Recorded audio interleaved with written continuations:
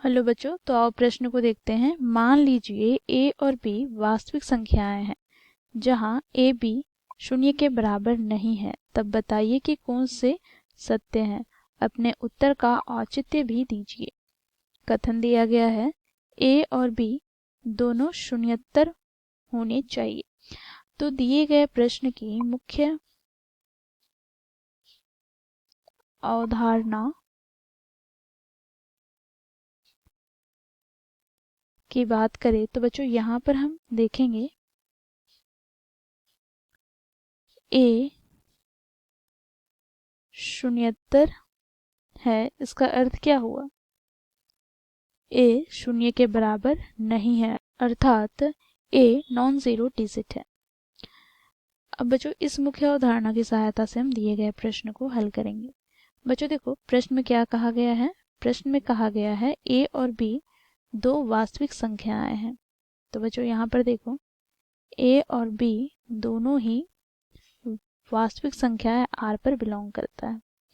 तो इस प्रकार बच्चों हमें ए बी का गुणनफल शून्य के बराबर नहीं है। अब बच्चों हम कथन की ओर चलते हैं। तो कथन यहाँ पर क्या है?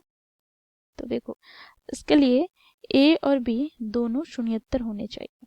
तो देखो यहाँ पर क्या कहा गया है, ए और बी दोनों शून्यत्तर होना चाहिए, अर्थात ए भी शून्य के बराबर नहीं होगा तथा बी भी शून्य के बराबर नहीं होगा। तो यहाँ से जब हम इसका गुणनफल ज्ञात करेंगे तो बच्चों ये भी हमें शून्य के बराबर प्राप्त नहीं होंगे। अब इसका हम उदाहरण लेकर चलते हैं।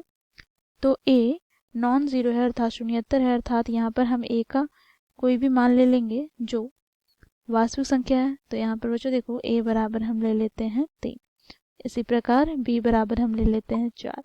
जब दोनों का गुणनफल करते हैं तो ये हमें प्राप्त क्या हो जाएगा? तो 4 तिया 12, अर्थात बच्चों देखो ये शून्य के बराबर नहीं है। ठीक है, तो इस प्रकार बच्चों हम लोगों को ये जो कथन दिया गया है ए और बी दोनों शून्यत्तर होने चाहिए, ये कथन क्या हो जाएगा? सत्य हो जाएगा।